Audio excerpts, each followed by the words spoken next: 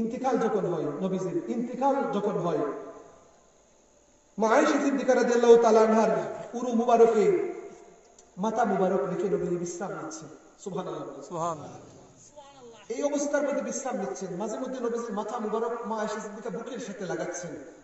বেশ কিছুদিন যাবত অসুস্থ নবীজি। একটু পর্দা, আপনারা যারা মক্কা শরীফ গেছেন, মদিনা শরীফ যারা গেছেন, নবীজির হুজরা শরীফ আর মসজিদে নববীর রিয়াজুল জান্নাত যেটা বলা হয় একসাথে লাগানো, অর্থাৎ একটু নবীজি যেখানে শায়িত আছেন, নবীজি যেখানে নবীজিকে দাফন করা হয়েছে, এখানে নবীজি ইন্তেকাল হয়েছেন, এখানেই নবীকে দাফন করা হয়েছে। নবীদেরকে কোথায় দাফন করা হয়? যেখানে ইন্তেকাল হন সেখানেই দাফন করা হয়। তো সেখানে নবীজিকে দাফন করা হয়েছে। ইন্তেকালের পূর্বে নবীজি এভাবে পর্দাটা সরালেন একটু। সাহাবায়ে কেরামগণদের দিকে যখন তাকালেন, তখনও ইন্তেকালের পূর্ব মুহূর্ত তাদের দিকে মুস্কি মুস্কি হাসি দিচ্ছিলেন। বলেন না সুবহানাল্লাহ। শুধু তাই নয়, নবীজির ইন্তেকালের ঘটনা বললে তো 1 ঘন্টা 1.5 ঘন্টা চলে যাবে। এমন ঘটনার মধ্যে এও এসেছে, মা আয়েশা সিদ্দিকা যখন নবীজির ইন্তেকালের কথা বলেন, নবীজি চেহারা মুবারকের দিকে যখন তাকাচ্ছেন, ওই সময় প্রিয় নবী যেন মুস্কি মুস্কি হাসি দিতেছেন আর বলেছেন, রাফিকুল আলা, উপরের মওলা যিনি, আমার বন্ধু যিনি, বন্ধুর সাথে আমি সাক্ষাৎ করব। বলেন না সুবহানাল্লাহ। আজরাইল আলাইহিস সালাম এসে জান কবজ করবেন, এই সময় তিনি বলেন, ইয়া রাসূলুল্লাহ, ইয়া হাবিবাল্লাহ, আপনি যদি অনুমতি দেন তাইলেই জান নিব, নাইলে নিব না। বলেন না সুবহানাল্লাহ। সকল নবীদের কাছে এভাবে আসেন, আর আল্লাহর নবীর কাছে বিশেষভাবে এমন ভাবে এসেছেন, নবীজিকে একথা বলেছেন যে আপনার অনুমতি ছাড়া জান নেওয়া হবে না, আপনি চাইলে যাবেন, নাইলে আপনার জান কবজ করা হবে না। বলেন না সুবহানাল্লাহ। প্রিয় হাজিরিন, আমরা নবীজিকে বলি জিন্দা নবী। কি বলি? জিন্দা নবী। তবে এই আকীদা রাখতে, বিশ্বাস রাখতে হবে নবীজি ইন্তেকাল করেছেন। বুঝছেন আপনার কথাটা? কেউ যদি বলে যে নবীজি ইন্তেকাল করেন নাই, মৃত্যুর স্বাদ গ্রহণ করেন নাই, তাইলে সে ঈমানদার থাকবে না। বিশ্বাস রাখতে হবে যে নবীজিও ইন্তেকাল করেছেন। তবে ইন্তেকাল করার পর আবার নবীদের রূহ কোথায় রাখা হবে? আল্লাহ রাব্বুল আলামিন নির্দেশ অনুযায়ী সকল নবীদের রূহ মুবারক তাদের বডির মধ্যে আবার কবরের মধ্যে দিয়ে দিয়েছেন। বলেন না সুবহানাল্লাহ। কবরের মধ্যে তাকিয়ে নবীজি কি করেন দেখেন। আমরা দুরূদ শরীফ যেই নবীর উপর পড়ব, এই নবীজি হাদিস আমাদেরকে শোনাচ্ছেন। আন আউস ইবনে আউস রাদিয়াল্লাহু তাআলা আনহু قال قال رسول الله صلى الله عليه وسلم ان من افضل ايامكم يوم الجمعه فيه خلق آدم وفيه قبض وفيه النفخ وفيه الصاق فأكثروا علي من صلاة فيه فإن صلاتكم معروض علي. قالوا يا رسول الله كيف تورد صلاتنا عليك وقد عرمت؟ قال يقولون بليت. قال إن الله حرم على الأرض أن تأكل أجساد الأنبياء. বরকত বলুন সুবহানাল্লাহ। আল্লাহর নবী বলেন, শুক্রবার যখন আসবে উম্মত, শুক্রবার যখন আসবে তোমরা বেশি বেশি দুরূদ শরীফ পড়বে। বলেন না সুবহানাল্লাহ। শুক্রবারের ফজিলত বর্ণনা করতে গিয়া আমার নবী বলেন, শুক্রবারের গুরুত্ব জানো? আফদালু আইয়ামিকুম ইয়াউমাল জুমআহ, 7 দিনের মধ্যে সবচেয়ে দামি দিন হলো শুক্রবার। কোন দিন? শুক্রবার। আফদালি আইয়ামিকুম ইয়াউমাল জুমআহ ফিহি খুলিকা আদম। কেন শুক্রবার এত গুরুত্বপূর্ণ? আল্লাহ নবী বলেন, ফিহি খুলিকা আদম, ইট ইজ বিকজ আদম আলাইহিস সালাম ওয়াজ ক্রিয়েটেড অন ফ্রাইডে। আদম নবীকে আল্লাহ শুক্রবারে বানাইছেন, দেইকা শুক্রবার বেশি দামি হয়ে গেছে। বলেন না সুবহানাল্লাহ। শুক্রবারের গুরুত্ব অনেক বেশি। সকল মানব জাতির বাবা আদম আলাইহিস সালামকে বানাইছেন দেইকা আল্লাহর নবী বলেন, শুক্রবারের দাম সকল বারের চাইতে আরো বেশি। বলেন না সুবহানাল্লাহ।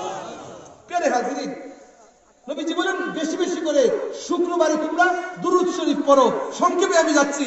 সাহাবায়ে কেরাম বললেন, ইয়া রাসূলুল্লাহ, ইয়া হাবিবাল্লাহ, আপনার ইন্তেকালের পরও কি আপনার উপর দুরূদ শরীফ এভাবে পড়বো? আপনি কি এগুলো বুঝতে পারবেন? আমার নবী বলেন, শুনো, ইন্নাল্লাহ হাররামা আলাল আরদি আজসাদাল আমবিয়া, আল্লাহ মাটিকে নিষেধ করেছেন, কখনো কোনো নবীদের শরীর মাটি খাইতে পারবে না। বড় করে বলুন সুবহানাল্লাহ। আনন্দ এলাকায় আপনাদের গ্রামের অনেক কবরস্থান আছে না, সম্মিলিত কবরস্থান আছে। খবর খনন করলে অনেকের লাশ আমরা পাই না। কথা বলেন ঠিক কিনা? কিন্তু নবীর প্রেমে সুলাইমান জুজুলি রাহমাতুল্লাহ আলাইহি, যিনি পুরো একটা কিতাব লিখেছেন দালাইলুল খায়রাত, সুলাইমান জুজুলি একবার উনার কিছু মুরিদদেরকে নিয়ে, অনেক মুরিদ নিয়ে এক জায়গায় গেলেন, ওযু করে করার জন্য পানি খুঁজতেছেন, পানি পাচ্ছেন না, খুঁজতে খুঁজতে খুঁজতে খুঁজতে একটা ছোট্ট ঘর পেলেন। ছোট্ট ঘর থেকে একটা মেয়ে বের হয়ে আসলো।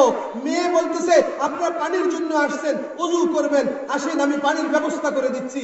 তারা কুয়া ঠিকই পাইলেন, কিন্তু কুয়ার নিচে, অনেক নিচে পানি। কুয়া থেকে তারা পানি উঠানোর জন্য ওই বাড়িতে গেছিলেন, কোনো পাত্র আনা যায় কিনা, পাওয়া যায় কিনা। ওই মেয়ে, ছোট্ট মেয়ে বলে যে পাত্র দিয়ে আমরা পানি উঠাই না, কুয়ার নিচে পানি থাকে, পানি অমনি অমনি উঠে। বলেন না সুবহানাল্লাহ। এত বড় আল্লাহওয়ালা মানুষ মুরিদানদেরকে নিয়ে গেলেন, ওযু করবেন, গোসল করবেন বা পানির প্রয়োজন, পানি খুঁজতেছেন। এবার মেয়েকে তারা বাড়িতে গেলেন পানির পাত্র, পানি তোলার জন্য, পাত্রের জন্য। মেয়ে কি বলতেছে যে তারা পানি তুলে, কিন্তু কোনো পাত্র বা বালতি দিয়ে তুলে না, বদনা দিয়ে তুলে না, কেমনে পানি উঠায়? এই মেয়েকে নিয়ে সুলাইমান জুজুলি তিনি চলে গেলেন কুয়ার পাশে। কুয়ার পাশে যাইয়া ওই মেয়ে কি যেন পড়লো, আর যেন থুথু নিক্ষেপ করলো, কুয়ার মধ্যে থুথু ফেললো। বলেন না সুবহানাল্লাহ। অমনিতেই পানি কুয়ার নিচ থেকে উপরের দিকে লাফ দিয়ে যেন চলে আসলো। বড় করে বলুন সুবহানাল্লাহ। সুলাইমান জুজুলি অবাক হয়ে গেলেন। সুলাইমান জুজুলির কথা কেন বলছি? আল্লাহর নবী বলেন যে তোমরা দুরূদ শরীফ বেশি বেশি পড়ো, আমি শুনবো সেখান থেকে। নবীজিদের বডি, সকল নবীদের বডি আল্লাহ মাটি যেন খায় না, হারাম করেছেন মাটিকে। মাটি নবীদের বডি কখনো গ্রাস করবে না। প্যারে হাজিরিন, ওই মেয়ে কি যেন পড়লো, পানি এমনি আসলো, অবাক হয়ে গেলেন। পানি ব্যবহার করলেন, ওযু করলেন, যার প্রয়োজন ছিল গোসলের তারা গোসলও করলেন। কুয়ার পানি ব্যবহার করার পর এবার সুলাইমান জুজুলি এবার চিন্তায় পড়ে গেলেন, ব্যাপারটা কি? আমাদের পানি আনতে হলে এই করতে হয়, এই মেয়ে কি পড়লো? চলে আসলেন তার ঘরের মধ্যে, মেয়েকে ডাক দিলেন, আদর করলেন। ছোট্ট মেয়েকে বললেন, মাগো তুমি কি করলা, কি পড়লা? বেশি কিছু পড়ে নাই, আপনি তো বুজুর্গ মানুষ, আপনি তো আল্লাহওয়ালা মানুষ, আপনি জানেন না আমরা যখন পানি উঠাই, আমার মা এভাবে শিক্ষা দিচ্ছে আমাদেরকে। আমাদের পানির প্রয়োজন যখন হইতো, আমার মা বলতো নবীর উপর দুরূদ শরীফ নিয়মিত পড়ো, কোনো অভাব আসবে না, যা চাইবা, যা খুঁজবা তাই পাইবা। আমার মা শিক্ষা দিয়েছিলেন। এখন পানি আনতে যাইয়া আমরা এখানে একটু থুতু দিলেই, ফু দিলেই পানি অমনিতেই চলে আসে। নবীর উপর দুরূদ পড়ি আর এমনি পানি চলে আসে। বলেন না সুবহানাল্লাহ। ওই দিন থেকে সুলাইমান জুজুলি এমন একজন দুরূদের পাগল হলেন, প্রেমিক হলেন। তিনি নবীর উপর দুরূদ শরীফ কোথা থেকে কিভাবে পাওয়া যায়, এই ধরনের সকল দুরূদ শরীফ কে কিভাবে পড়েছে সবকিছু সংগ্রহ করে দালাইলুল খায়রাত নামক একখানা কিতাব লিখেছেন। সমস্ত বুজুর্গানে দ্বীনগণ, সুফিয়ায়ে কেরামগণ, আউলিয়ায়ে কেরামগণ, দরবেশগণ, কুতুবগণ, ওলি আফদালগণ, তারা উনার লেখা এই কিতাবটা পড়ে, দুরূদ শরীফের ফজিলতের কিতাবটা তারা পড়ে, আর তারা দিন দিন কামিয়াবি হচ্ছে, সফলতার শীর্ষে তারা পৌঁছে যাচ্ছে। সুলাইমান জুজুলির যখন ইন্তেকাল হলো, সুস নামক এলাকায়, বরকপুর সুস নামক এলাকায় সুলাইমান জুজুলি ইন্তেকাল করেছিলেন। উনাকে বিষ পান করে, শত্রুরা বিষ প্রয়োগ করে, বিষ পান করিয়ে উনাকে শাহাদত বরণ করতে হয়েছিল। সুলাইমান জুজুলি যখন কবরস্থ রাখা হলো, কবরে রাখার পর ওই শাসক ছিল খারাপ প্রকৃতির শাসক। সর্বশেষ যখন মরক্কোর মধ্যে যখন বাদশার চেঞ্জ যখন আসলো, মারাকিস বাদশাহ যখন সুলাইমান জুজুলি আউলিয়া কেরামদের পক্ষের বাদশাহ যখন আসলেন, প্রায় ৭৭ থেকে ৭৭ বছর পর সুলাইমান জুজুলির প্রাণকেন্দ্র অর্থাৎ মরক্কোর মারাকেশ নামক স্থান, যেটা প্রাণকেন্দ্র, যেটা ক্যাপিটাল সিটি, যেটা সেই সিটির পাশে, ওইখান থেকে উনার খবর খনন করে, কবরটা ছিল আটলান্টিক মহাসাগর সংলগ্ন একটা পাহাড়ের অঞ্চলেই, কিন্তু সেখান থেকে তিনি ভাবলেন যে ওই মানুষটার কবরটা খনন করে ওই মানুষটার লাশটা এখানে নিয়ে আসবেন, কারণ ওনার দালাইলুল খায়রাত এত প্রসিদ্ধি লাভ করেছে। বাদশা চাইলেন কবরটা খনন করে হাড্ডি পান আর যাই পান সেগুলো নিয়ে শহর অঞ্চলের মধ্যে নিয়ে আসবেন স্মৃতি হিসেবে রাখার জন্য। খনন করা হলো সুলাইমান জুজুলির কবর। কবর খনন করার পর অসংখ্য অগণিত মানুষ কিতাব লিখেছেন সুলাইমান জুজুলির এই ঘটনার ব্যাপারে। ইন্টারনেটে যদি আপনি চাপ দেন এই ঘটনা আপনি খুঁজে পেয়ে যাবেন। প্যারে হাজির, সুলাইমান জুজুলির লাশ যখন তোলা হলো, হাত দেওয়া হচ্ছে বডির মধ্যে, ৭৭ থেকে ৭৭ বছর পর যেভাবে মানুষ জীবন্ত অবস্থায় প্রথম দিনের মৃত্যু, যার বডির যে অবস্থা হয়, ৭০ বছর পরও একই অবস্থা।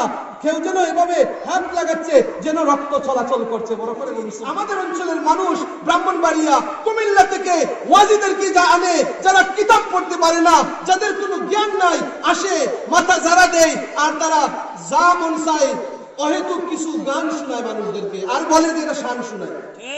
সত্যি বলেন, ওরা বলে যে ওরা শান শোনায়, আসলে এই ধরনের শান না। সাহাবায়ে কেরাম, তাবেঈন, তবে তাবেঈন, আইম্মায়ে সালফে সালেহিন, উলামায়ে হক্কানি, উলামায়ে রাব্বানি, যত সমস্ত বুজুর্গানে দিন অতিবাহিত হয়ে গেছেন, কেউ কোনোদিন এই সমস্ত গানকে শান বলে বলে বলে তারা কোনোদিন বেড়ান নাই। পূর্বপুরুষ যারা মুরব্বী এখন নাই, মুরব্বী শূন্য সমাজ হয়ে যাচ্ছে, মুরব্বী শূন্য সমাজ হয়ে যাচ্ছে। পূর্বেকার মুরব্বীদের নসিহতে মানুষ পরিবর্তন হতো।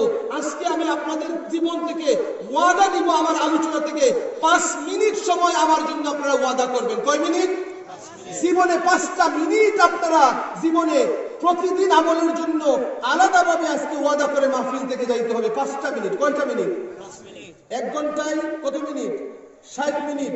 আর 24 ঘন্টায় কত মিনিট? 24 ঘন্টায় 60, 2 সাইটে কত? 120, অর্থাৎ 1200 মিনিট। আর 4 6 24, 1440 মিনিটে দিন রাত মনে করেন, 1440 মিনিটে মনে করেন একদিন এক রাত। 1440 মিনিট থেকে এবছর তেতুলিয়া বাইতুল কাদির জামে মসজিদের সম্মানিত মুসল্লিয়ানরা, আমার ওয়াজ শোনার জন্য আগত ভাই ও বন্ধুরা, মাত্র আজকে ওয়াদা করবেন যে এই বছরের ওয়াজ থেকে 5 মিনিট আপনারা ওয়াদা করবেন আল্লাহর পথে দেওয়ার জন্য, আল্লাহর নবীর মহব্বতে দেওয়ার জন্য। কয় মিনিট? 5 মিনিট। ওই 5 মিনিট কি একটা ভালো কাজ, নিয়মিত আজকে থেকে ওয়াদা করে অভ্যাস করতে হবে যে নবীর উপরে দুরূদ আপনারা ছাড়বেন না। কয় মিনিট করবেন? কয় মিনিট?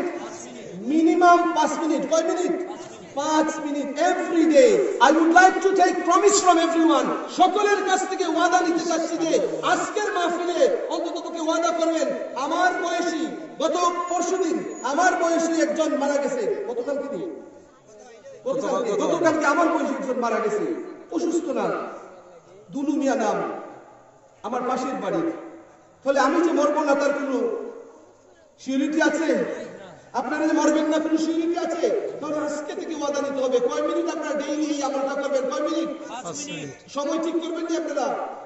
ঠিক করবেন যে কোনো এক সময়। 24 ঘন্টার মধ্যে অভ্যাস তো আছে আপনার, 24 ঘন্টার মধ্যে 5 মিনিট ডেইলি রুটিন অনুযায়ী আমল করতে হবে। পারবেন নি আপনারা? Minimum at least 5 minute every day. আমরা আসবো কেন আমার 5 মিনিটের এই দিকে গুরুত্ব বেশি করে দিতে হবে, আমি আমার আলোচনায় চলে আসবো ইনশাআল্লাহ। প্রিয় হাজিরিন, একটা আমল এমন যে আমল আপনার নামাজকে সিউরিটি দেয় কবুলের। সুবহানাল্লাহ বলেন। আপনার ফরজ নামাজ কবুলের জন্য নিশ্চয়তা যে আমল দেয়, ওই একটা আমল হচ্ছে দুরূদ শরীফ। সুবহানাল্লাহ বলেন। একটা আমল আপনার রোজা কবুল হওয়ার জন্য সিউরিটি যে আমল দেয়, সেই আমলটা হচ্ছে প্রিয় নবীর উপর দুরূদ শরীফ। সুবহানাল্লাহ বলেন। আপনার দান, আপনার সাদকা, আপনার দোয়া, আপনার তাসবিহ, আপনার ইবাদত, আপনার যত ভালো আমল রয়েছে, আপনার লেননা দেনা, আপনার উঠা বসা, আপনার মাহফিল, আপনার মজলিস, আপনার সমস্ত ভালো ইবাদতের নিশ্চয়তা যেই আমলটি দিতে পারে, সেই আমলটা হচ্ছে প্রিয় নবীর উপর দুরূদ শরীফ। সুবহানাল্লাহ বলেন। কয় মিনিট পড়বেন ডেইলি? সর্বনিম্ন 5 মিনিট, সর্বোচ্চ যা পারেন, সর্বোচ্চ যা পারেন, আর সর্বনিম্ন 5 মিনিট। ওয়াদা করছেন নি আপনারা? পারতেন আপনারা? বাড়ির বউকে যায় বলতে পারবেন না, আজকে ওয়াজ শুনে আসছি ফুলতলি মাদ্রাসার প্রতিষ্ঠাতা প্রিন্সিপাল, উনি আসছিলেন আমাদের এখানে, উনি বলেছেন জীবনে যতদিন বাঁচবো অন্ততপক্ষে 5টা মিনিট নবীর উপর প্রতিদিন দুরূদ শরীফ পড়বো। এটাকে আমি বানাবো আমার জীবনের একমাত্র সম্বল, সেই সম্বলে আমি পরকালে নাজাত পাইতে পারি। নিজের বউকে ওয়াদা করাবেন, করাবেননি? যারা যারা নিজের বউকে ওয়াদা করাবেন একটু হাত উঠান তো। আচ্ছা, আমি আবিতা যারা আতুরে তাহলে ওয়াজ শুনতেছেন আপনারা, ঠিক কিনা কথাটা? তাহলে ওয়াজ কিন্তু শোনা হচ্ছে, ভাই ওয়াজ শোনা হচ্ছে, আপনারা তো শুনি। মাশাআল্লাহ। তাহলে অবিবাহিত কেউ হাত তুলে নাই তো? Thank you, thanks to everyone, সবাইকে ধন্যবাদ। আমার বাচ্চারাও কিন্তু তারা মনোযোগী। আমরা দুরূদ শরীফ কয় মিনিট পড়বো? 5 মিনিট। মাকে যাই ওয়াদা করাতে হবে, আম্মা গো, হুজুর বলছেন যে 5 মিনিট প্রতিদিন নবীর উপর দুরূদ শরীফ পড়বো। পারবানি তোমরা বাচ্চারা, তোমরা আম্মারে বলতাই পারবানি তোমরা যে প্রত্যেক দিন আম্মা 5 মিনিট দুরূদ শরীফ পড়তে হইবে। প্রিয় হাজিরিন, এই দুরূদ শরীফের গুরুত্ব প্রসঙ্গে এমন একটি ইবাদত, আর এখন শুধু দুরূদ শরীফ যদি করেন আপনি, আর যদি নামাজ ভাষাড়ি দিন তুই বলে বলছেন ফরজ ঠিক রাখতে হবে, কিন্তু 5 ওয়াক্ত নামাজ ফরজ। ফরজ কি ফরজ না? রমজান মাসের রোজা আসতেছে, আল্লাহুম্মা বারিক লানা ফি রাজাব ওয়া শাবান ওয়া বাল্লিগনা রমাদান। এই মাসে নবীজি দোয়া করতেন, আল্লাহ রজব মাসে বরকত দাও, শাবান মাসে বরকত দাও, আর রমজানুল মুবারক মাসে নিয়ে আমাকে পৌঁছাও। এইভাবে নবীজি দোয়া করতেন। আপনারা এই এলাকার মানুষরা হাফিজ ইয়াকুব সাহেবের মাধ্যমে মসজিদে মাঝে মধ্যে দোয়া করছেন না? আপনারা করছেন নি দোয়া? আল্লাহুম্মা বলেন, আল্লাহুম্মা বারিক লানা ফি রাজাব ওয়া শাবান ওয়া বাল্লিগনা রমাদান। এই যে দোয়াটা, আল্লাহ আমাকে রজব মাসে বরকত দাও। রজব মাস এমন মাস যেই মাসে নবীজি বলেছেন মানুষ জমিনের মধ্যে যখন কোনো কিছু রোপণ করে বপন করে, মনে করেন আপনি জমিনের মধ্যে হালি দিয়ে আপনি রোপণ করেন না ধান চাষের জন্য, রোপণের মাস বপনের মাস হচ্ছে রজব মাস। সুবহানাল্লাহ বলেন না? শাবান মাস আল্লাহর নবীর ভাষায়, তাফসীরের ভাষায় শাবান মাস হচ্ছে আগাছা কুগাছা ময়লা আবর্জনা যে লাগে সেগুলো পরিষ্কারের মাস শাবান মাস। আর রমাদানুল মুবারক মাস হচ্ছে আপনার ফসল করে তোলার মাস। বলেন না সুবহানাল্লাহ? সেই জন্য এই মাস থেকে, মাসের শেষের পথে এটা চলে আসতেছে, এই মাস থেকে ওয়াদা করতে হবে যে অন্ততপক্ষে ফরজ তো থাকবে, আর এক্সট্রা যে আমল জীবনে করবেন নবীর উপর দুরূদ শরীফ। পারবেন কি আপনারা? আসুন আমরা নবীজির দুরূদের ফজিলত সেই প্রসঙ্গে প্রিয় নবী সাল্লাল্লাহু আলাইহি সাল্লাম কি বলেছেন। সর্বপ্রথম মহান আল্লাহ রাব্বুল আলামিন যে বলেছেন, আল্লাহ বলেন ইন্নাল্লাহা ওয়া মালাইকাতাহু ইউসাল্লুনা আলান নবী ইয়া আইয়ুহাল্লাযীনা আমানু সাল্লু আলাইহি ওয়া সাল্লিমু তাসলিমা। এটা কার কথা? আল্লাহ কি বলেন? হুজুররা ওয়াজ করছেন, নিশ্চয়ই আল্লাহ ওয়া মালাইকাতুহু এবং তার ফেরেশতারা ইউসাল্লুনা আলান নবী তার হাবিবের উপর দুরূদ প্রেরণ করে থাকেন। ইয়া আইয়ুহাল্লাযীনা আমানু, হে ঈমানদারগণ, সাল্লু আলাইহি তোমরাও প্রিয় নবীর উপর দুরূদ প্রেরণ করো, ওয়া সাল্লিমু তাসলিমা এবং সালাম দাও সালাম দেওয়ার মতো। বলেন না সুবহানাল্লাহ? তাহলে দুরূদ শরীফ পড়া এক নম্বরে কার হুকুম? কার হুকুম? আল্লাহর হুকুম। প্যারে হাজির, এখন যেটা করব, আমি যেটা করব তার গুরুত্ব কি, তার ফজিলত কি, তা কখন করব সে ব্যাপারে বিস্তারিত প্রিয় নবী সাল্লাল্লাহু আলাইহি সাল্লাম এভাবে বলে দিয়েছেন। হাজিরিন, আমরা মহব্বত যেদিকে লাগাবো আমরা তার কথা বেশি স্মরণ করব। কথা বলেন ঠিক কিনা? নবীর মহব্বত আমরা দাবি করব, আর যদি অন্ততপক্ষে নবীর উপর দুরূদ শরীফ যদি অন্তত ডেইলি অন্তত 5টা মিনিটও যদি না পড়েন, তাইলে এটা মহব্বতের দাবি ঠিক না, এটা আসলে মহব্বতের দাবি না। মহব্বতের মানুষ আমাদের অবস্থা হয়ে গেছে এমন, কিছুদিন আগে দেখলাম আমাদের মুসলমানদের আলিম উলামাদের মধ্যে এমন অবস্থা হয়ে গেছে, কেউ জামাত ইসলাম করে, কেউ তাবলীগ জামাত করে, মনে করেন অন্য কোনো আকীদার মানুষ, তবে সে মুসলমান, তবে সে মুসলমান। অন্য কোনো মানুষের কাছে আমাদের গণনার কোনো মানুষ যদি যায়, হুজুররা বড় বড় ফতোয়া দিয়ে দেয় যে এরা তওবা করতে হবে। আফসোস লাগে এই ধরনের কথাবার্তা শুনলে। আমার বড় হুজুররা হয়তো এই ধরনের বলেন, হয়তো তাদের একগুঁয়েমি স্বভাবের কারণে হয়তো তারা এমন কথাবার্তা বলতেছেন, অথচ আল্লাহ রাসূল সাল্লাল্লাহু আলাইহি ওয়াসাল্লামের জীবনই হচ্ছে, শিক্ষা হচ্ছে, প্রিয় নবী সাল্লাল্লাহু আলাইহি ওয়াসাল্লাম ইহুদিদের ঘরেও যাইতেন। বলেন না সুবহানাল্লাহ? ঘরে যান না, ইহুদিদের ঘরে নবীজি ইহুদিদের ঘরে যাইতেন। আর মুসলমানদের ঘরে গেলে আমাদের দলের আলেম উলামারা নিজেদের সন্তানদেরকে মাঝে মধ্যে ফতোয়া দিয়ে দেয় যে এরা তওবা করতে হবে। বলেন না নাউজুবিল্লাহ? মাঝে মধ্যে এই হিন্দু যদি আপনার বাড়ির পাশে থাকে, তার বাড়িতে আপনি যাইবেন, মাঝে মাঝে পারলে খবর নেবেন তোমরা ভালো আছো কিনা, কারণ সংখ্যাগরিষ্ঠ তারা, সংখ্যায় কম। কথা বলেন ঠিক কিনা? পাড়ায় পাড়ায় অনেক সময় নির্যাতিত যদি হয়, তাহলে আপনার প্রতিবেশী যদি হিন্দু হয়, তার উপর যদি আপনি সামান্যতম যদি কষ্ট দেন, তাহলে আল্লাহর কাছে কিন্তু আপনি ভালো মানুষ না। আপনার হিন্দু প্রতিবেশীর কাছেও যদি আপনি মন্দ হিসেবে থাকেন, তাইলে কিন্তু আপনি ভালো মানুষ না। মানুষ হিসেবে মানুষের প্রতি যে দায়িত্ব রয়েছে, অন্ততপক্ষে সে যদি বিধর্মীয় হয়, খ্রিস্টানও হয়, হিন্দুও যদি হয়, নাফরমানও যদি হয়, অন্ততপক্ষে তার প্রতি মানুষ হিসেবে আপনি তার প্রতি জুলুম করতে পারবেন না, অবিচার করতে পারবেন না। সে যদি ক্ষুধার্ত থাকে, আপনার দায়িত্ব হয়ে যায় মুসলমানদের অন্ততপক্ষে তাকে কিছু খাওয়ানো যায় কিনা সেই ব্যবস্থা করা। আল্লাহু আকবার বলবেন না? এটা হচ্ছে ইসলাম। The Islam is the religion which always acquires peace. সবসময় শান্তির কথা বলে। ইসলামের মধ্যে কোনো অশান্তি নাই। আর অশান্তি দেখে আমরা মুসলমান নাম দিয়ে আমরা একজনের লোক আরেকজনের ঝগড়া শেষ হয় না। ঠিক না কথাটা? ঝগড়া শেষ হয়নি, ঝগড়া শেষ হয় না। টাকা যত বেশি হয় মানুষের, ঝগড়া অনেক সময় দেখা যায় তত বেশি বেড়ে যায়। প্রিয় হাজিরিন, আল্লাহর নবীর এই ছোট্ট নবীর প্রতি কেন ভালোবাসবো আমি? নবীর প্রতি ভালোবাসা, মুমিন হয়ে তো ভালোবাসা রাখলে তো নবী বলেন আমি সব সময় তোমার পাশে আছি, বলেন না সুবহানাল্লাহ। আর নবিয়্যু আউলা বিল মুমিনিনা মিন আনফুসিহিম, মুমিনের জানের চাইতে আরো কাছে সব সময় নবী থাকেন, বলেন না সুবহানাল্লাহ। তাহলে ইহুদিদের প্রতিও যদি নবীজির মহব্বত হয়, আমাদের প্রতি না জানি কত মহব্বত। এক ইহুদির ছোট্ট যুবক ছেলের কথা বলে আমি আমার এই নবীজির হাদিস মুবারকগুলোর দিকে চলে আসবো ইনশাআল্লাহ। আমার ইচ্ছে অন্ততপক্ষে 20-25টা হাদিস হলেও নবীজি কি বলেছেন সে ব্যাপারে আপনাদের সামনে আলোচনা রাখার চেষ্টা করব। এক ইহুদি ছেলে নবীজি মদিনা শরীফে যখন গেলেন, নবীজির চেহারা মুবারক না জানি কত সুন্দর ছিল। সুন্দর ছিল না নবীজির চেহারা মুবারক?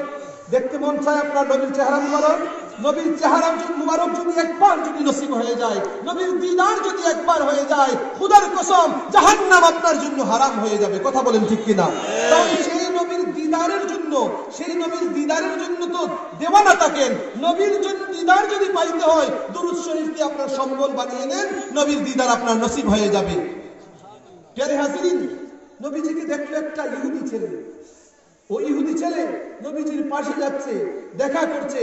মাঝে মধ্যে নবীজি যখন ওযু করতেন, ওই ইহুদি ছেলে যাইয়া সে নবীজির ওযুর পানি ঢেলে দিত, বলেন না সুবহানাল্লাহ। মাঝে মধ্যে আমার নবীজি জুতা মুবারক যখন খুলতেন, ওই ইহুদি ছেলে যাইয়া নবীর জুতা মুবারকের খেয়াল নিত আর জুতা মুবারক আইনা নবীর পায়ে পরানোর জন্য ব্যবস্থা করে দিত, বলেন না সুবহানাল্লাহ। নবীজি মুস্কি মুস্কি হাসতেন, নবীজি ওই যুবক ছেলেটাকে দেখতেন। কিন্তু ইহুদিদের অভ্যাস ছিল, ইহুদিরা নবীজি জানতো যে মুহাম্মদ সাল্লাল্লাহু আলাইহি সাল্লাম মা আমিনার গর্ভে মক্কা নগরীতে খানায়ে কাবার পাশে সেখানে জন্মগ্রহণ করবেন। তাওরাতের মধ্যে এসব কিছু লেখা ছিল। কোরআনের মধ্যে আল্লাহ রাব্বুল আলামিন বলেন, তাওরাতের আলিম যারা ছিল, তাওরাতের সকল আলিমরা জানতো মুহাম্মদ সাল্লাল্লাহু আলাইহি ওয়াসাল্লাম কোথায় আসবেন, কিভাবে আসবেন, কখন আসবেন, তার মুজিজাগুলো কি হবে, অলৌকিক ঘটনা কি ঘটবে, সবকিছু তাওরাতের মধ্যে আল্লাহ বলে দিয়েছিলেন। তাওরাতের যারা পণ্ডিত এবং আলিম যারা ছিল, তারা নবীজিকে এমন ভাবে চিনত যেভাবে বাচ্চাকে চিনতে, নিজের ছেলেকে চিনতে বাবার যেভাবে অসুবিধা হয় না, আমার আল্লাহ রাব্বুল আলামিন বলেন ওই সমস্ত ইহুদিদের আমার নবীর পরিচয় পাইতো তেমন অসুবিধা হইতো না। তারা জানতো নবীকে, চিনতো নবীকে, কিন্তু তাদের মধ্যে এমন এক বাপ শয়তান ধোঁকা দিল যে কেন আমরা মুহাম্মদকে মানবো, বলেন না নাউযুবিল্লাহ। সেজন্য তারা নবীজিকে চিনেও না চিনার বাহানা করলো। কিন্তু ওই ইহুদির ছেলে, ওই ইহুদি ছিল বড় ধরনের এক শক্তিশালী একজন ইহুদি, প্রভাবশালী ইহুদি, টাকা পয়সার অভাব ছিল না। যুবক ছেলে সে নবীর প্রেমে পড়ে গেল, নবীর দিদারের জন্য দেওয়ানা হয়ে গেল। আল্লাহর নবী যখন কোথাও যাইতেন, প্রিয় নবী যখন কোথাও যাইতেন, সেখান থেকে ফিরে না আসা পর্যন্ত তার জন্য খাবারও বন্ধ হয়ে যেত, বলেন না সুবহানাল্লাহ। নবীজি কোনো ভ্রমণে গেছেন, কোনো যুদ্ধে গেছেন, ওই ইহুদি ছেলেটি নবীজিকে দেখার জন্য দিওয়ানা থাকতো।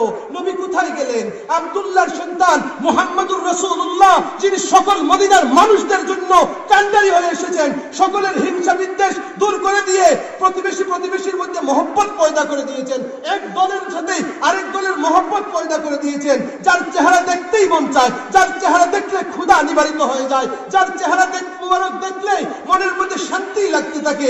এই নবী কোথায় গেলেন, কোথায় গেলেন, সেজন্য নবীর জন্য সবচেয়ে বেশি দেওয়ানা, বলেন না সুবহানাল্লাহ। যাকে দেখলে ক্ষুধা নিবারণ হয়ে যেত। কোন মানুষকে দেখলে ক্ষুধা নিবারণ হয়নি, বলেন তো? হয় না? প্রেম করছেন না আপনারা?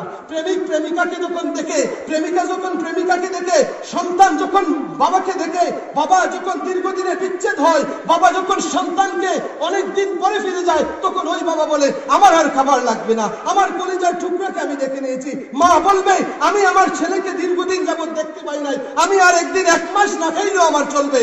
এই ধরনের কথা বলে কি বলে না? মাঝে মধ্যে দেখা যায় মানুষকে আপনকে দেখলে, আপনজনকে দেখলে ক্ষুধা নিবারণ হয়ে যায়, বলেন না সুবহানাল্লাহ। যুদ্ধের ময়দানে যারা শহীদ হয়েছেন, ওই শহীদদের অবস্থার কথা রাসূলুল্লাহ সাল্লাল্লাহু আলাইহি সাল্লাম বলতে গিয়ে বলেছেন, শহীদরা অবস্থা এমন, তারা যুদ্ধের ময়দানে তাদের শিরচ্ছেদ করা হচ্ছে, হাত কেটে যাচ্ছে, পা মুবারক কেটে যাচ্ছে, গর্দান মুবারক কেটে যাচ্ছে। শহীদদের অবস্থা এমন হয়, তারা আল্লাহ রাব্বুল আলামিন তাদেরকে জিজ্ঞেস করেন, ও শহীদরা তোমরা কি চাও? তারা বলে, ও আল্লাহ জীবন যখন যাচ্ছিল, যেই স্বাদ পেয়েছি আল্লাহ, সেই স্বাদ গ্রহণের জন্য আবার চাই আমাদেরকে জীবন দাও, আবার যাব, আবার শহীদ হবো, আবার যাব, আবার শহীদ হবো, আবার যাব, আবার শহীদ হবো। আল্লাহ শতবার চাই এই ধরনের কাজ করতে, কারণ ওই সময় তো তোমার দিদার আমরা পেয়ে যাইতাম। বলেন না সুবহানাল্লাহ। হাজির দেখা বোঝা যায় যে মায়ার মানুষকে দেখলে, আপনজনকে দেখলে কিছু কিছু মানুষের ক্ষুধা দূর হয় কি হয় না? সাহাবায়ে কেরামদের অবস্থা ছিল এমন। আবু বকর সিদ্দিক রাদিয়াল্লাহু তাআলা আনহু, উমর রাদিয়াল্লাহু তাআলা আনহু সহ অসংখ্য সাহাবায়ে কেরাম নিজের ঘরের মধ্যে যখন খাবার নাই, নিজের এক বেলা নয়, দুই বেলা নয়, তিন বেলা নয়, একদিন, দুদিন, 3 দিন উপাস থাকার পর সাহাবায়ে কেরামরা ঘরের মধ্যে অভাব অনটন সবকিছু আল্লাহর রাস্তায় দান করে দিয়েছেন। এখন ক্ষুধা নিবারণের জন্য কোথায় খাবার পাবেন, তারা যাইতেন যে সিদ্ধান্ত নিতেন নবীজির চেহারা মুবারক একবার দেখবো, নবীজির চেহারা মুবারক দেখলেই ক্ষুধা দূর হয়ে যাবে। বলেন না সুবহানাল্লাহ। তাহলে ওটা তো ইমানদারের পরিচয় হিসেবে তারা দিওয়ানা হতেন নবীর জন্য। ওই ইহুদি একটা ছেলে, যুবক ছেলে নবীর জন্য এমন দিওয়ানা হলো, দিওয়ানা হয়ে হয়ে নবীজির দেখা পাচ্ছে না, নবীজির দেখা পাচ্ছে না, এভাবে ছেলেটার শারীরিকভাবে অসুস্থ হয়ে গেল। অনেক সময় মানুষ যার জন্য পাগল থাকে, তাকে না দেখলে তার এমন অবস্থা হতে পারে কি পারে না? মনে করেন যে আপনার সন্তান হারিয়ে গিয়েছে, বাবার মায়ের অবস্থা কি হবে? সন্তানকে খুঁজে পাচ্ছে না, স্বামী স্ত্রীকে যদি খুঁজে না পায়, স্ত্রীর অবস্থা কেমন হয়, স্বামীর অবস্থা কেমন হয়? আপনি যদি আপনার ছেলে বা মেয়েকে খুঁজে না পান, আপনার খাবার বন্ধ করে দিবেন। ওই প্রেমিক ইহুদি যুবকটাও আমার নবীর দেখা পাচ্ছে না দেখে তারও যেন এমন অবস্থা হলো, তার খাবার বন্ধ করে দিল, অসুস্থ হয়ে পড়লো। এমন অবস্থা হলো ইহুদি, ওই প্রভাবশালী ইহুদি কত ডাক্তারের কাছে গেল, কত চিকিৎসা করলো, ভালো হচ্ছে না। ওই যুবক ছেলেও খুলে বলছে না, বাবা গো, মুহাম্মদ ইবনে আব্দুল্লাহ, মুহাম্মদুর রাসূলুল্লাহ সাল্লাল্লাহু আলাইহি ওয়াসাল্লামকে আমি একবার দেখতে চাই, বাবা আমাকে একটু দেখাও না ওনাকে। সাহস করে বলতে পারতেছে না, কারণ ইহুদিদের নেতা, ঠিক না কথাটা? সন্তান তার বাবাকে বলতে পারতেছে না। এমন অবস্থার মধ্যে মুরব্বী সাহেবরা, যুবক ভাইয়েরা, সেই ছেলেটা অসুস্থ হয়ে পড়লো, সাহস হারিয়ে ফেললো। সর্বশেষ আমার নবীজি যখন ভ্রমণ শেষ করে, কাজকর্ম শেষ করে যখন আসলেন, ওই যুবককে নবীজি তালাশ করা শুরু করলেন। ওই যুবককে যে দেখতাম, ওই যুবকটা কোথায় গেল? বলেন না সুবহানাল্লাহ। যে এই কাজগুলো করতো তাকে তো দেখতে পারতেছি না। আমার নবীজি খবর পাইলেন সে অসুস্থ হয়ে বাড়িতে আছে। আমার নবী নিজে চলে গেলেন ওই ইহুদির বাড়িতে, ওই ইহুদি বিধর্মী একজন মানুষকে, ওই যুবককে দেখার জন্য। বলেন না সুবহানাল্লাহ। This is Islam. This is Islam. Islam does not say you cannot mix with other people, other nation, other religion people. Islam says mix with anyone.